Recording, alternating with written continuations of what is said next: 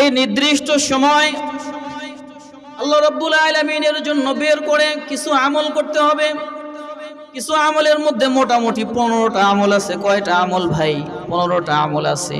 এই 15টা আমল কি আপনারা শুনবেন ইনশাআল্লাহ?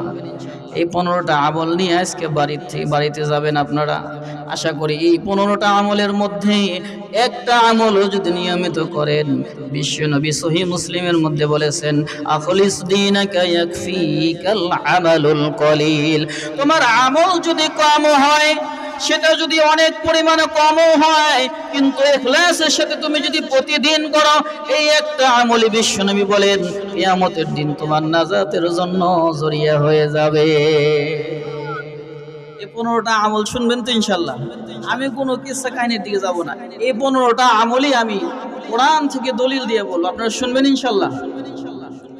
প্রথম নাম্বার আমল হলো, 1 নাম্বার আমল হলো, সর্বপ্রথম যে আমল সেটা হলো রাত্রিতে ইশারের পরে যখন আপনার সমস্ত কাজ শেষ হয়ে যাবে, আপনি এখন ঘুমাতে যাবেন, সর্বপ্রথম আমল হলো আপনি আয়াতুল কুরসি পড়বেন। কি পড়বেন ভাই?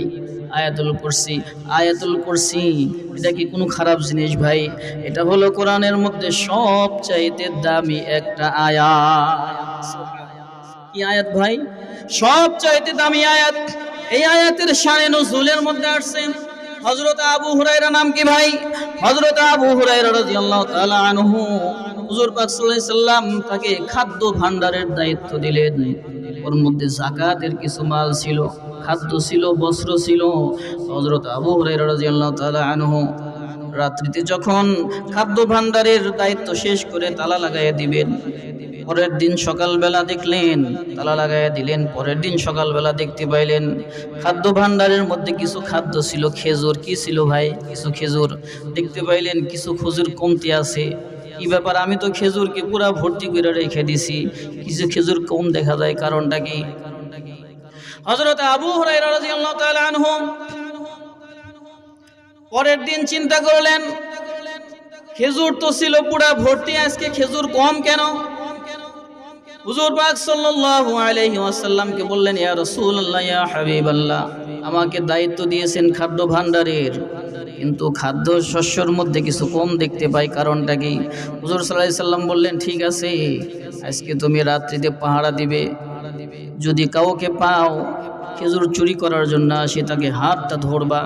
আমার নাম নিয়ে, আল্লাহর নাম নিয়ে যখন ধরবা, তাকে তুমি ধরতে পারবা।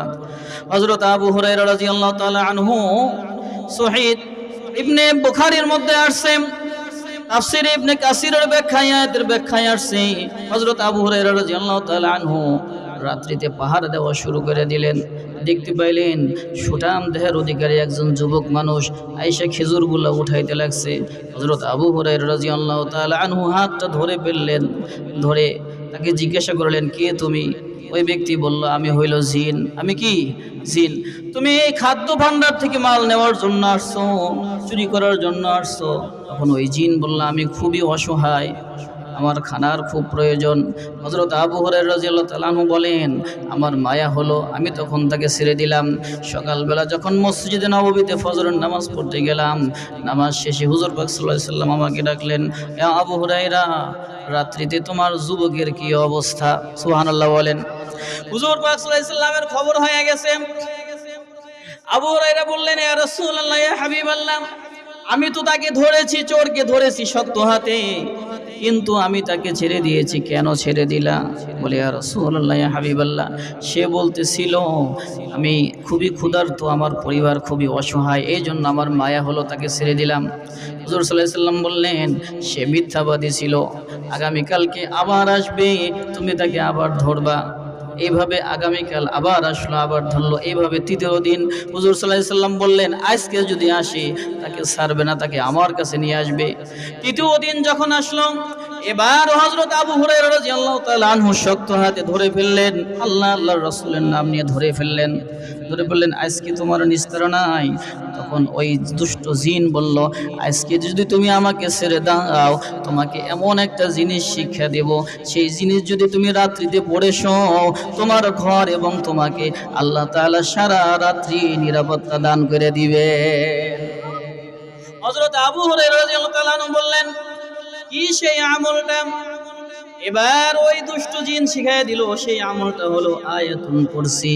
আল্লাহু লা ইলাহা ইল্লা হুয়াল হাইয়ুল কাইয়্যুম লা তাখুযুহু সিনাতুন ওয়া লা নাওম লাহু মা ফিস সামাওয়াতি ওয়া মা ফিল আরদ মা যাল্লাযী ইয়াশফা'ু ইনদাহু ইল্লা বিইযনিহি ইয়া'লামু মা বাইনা আইদিহিম ওয়া মা খালফাহুম ওয়া লা ইউহীতুনা বিশাইইন মিন ইলমিহি ইল্লা বিমা শা'a ওয়াসি'a কুরসিয়্যুহু السماوات والأرض ولا يؤوده حفظهما وهو العلي العظيم জোরে বলুন আল্লাহু আকবার।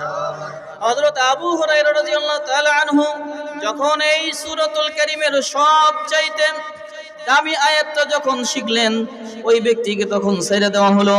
সকালবেলা হুজুর পাক সাল্লাল্লাহু আলাইহি ওয়াসাল্লাম জিজ্ঞাসা করলেন, চোর কোথায়? হুজুর পাক সাল্লাল্লাহু আলাইহি ওয়াসাল্লামকে বললেন, হযরত আবু হুরায়রা, ইয়া রাসূলুল্লাহ, ইয়া হাবিবাল্লাহ, চোরকে আমি ছেড়ে দিছি। কেন ছেড়ে দিছো? বলে, ওই ব্যক্তি আমাকে একটা দামি জিনিস শিখাইছে, ওই জিনিসটা হলো কোরআনুল কারীমের আয়াতুল কুরসি। সুবহানাল্লাহ বলেন।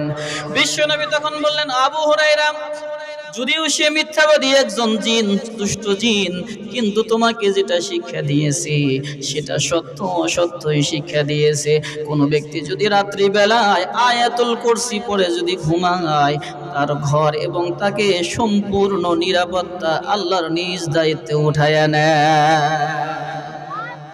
আমল করবেন তো ইনশাআল্লাহ? এক নম্বর আমল। কয় নম্বর আমল? এক নম্বর আমল। তাহলে এক নম্বর আমল কি ভাই? আয়াতুল কুরসি। এক নম্বর আমল কি? আয়াতুল কুরসি। সবাই জানেন তো ইনশাআল্লাহ? না জানলে ওলামায়ে কেরাম থেকে শিখে নেবেন। আর যদি বউ জানে, বউয়ের কাছ থেকে শিখবেন। কোনো লজ্জা শরমের কিছু নাই। আমাদের অনেক ঘরের মা বোনরাও কিন্তু খুবই তারা আমলদার, বিশেষ করে আমাদের গ্রামের মহিলারা, আল্লাহ, এত আমলদার, মানে নিজের গ্রাম বলে কথা না, আসলে খুবই আমলদার। অনেক মা বোনেরা আছেন, দুই একজন তো এদিক সেদিক থাকবে, কিন্তু অধিকাংশ আলহামদুলিল্লাহ তারা খুবই আমল করে, তারা খুবই ভালো। মানে অনেক মা বোনরা যে আমল করে, এটা বোঝা যায় কেমনে জানেন? তাদের ঘরের পরিবেশ দেখলেই বোঝা যায় যে এই ঘরে আমল হয়। সুবহানাল্লাহ বলেন। আমরা অনেক সময় পুরুষরাও তাদের কাছে ফেল মেরে যাই, মা বোনরা কিন্তু অনেক বিচক্ষণ। যেই সমস্ত জায়গায় পুরুষরা ফেল মারে, ওই সমস্ত জায়গায় মা বোনরাও অনেক সময় কি হয়ে যায় ভাই? আল্লাহ রাব্বুল আলামিনের কাছে পরীক্ষায় পাশ হয়ে যায়। সুবহানাল্লাহ।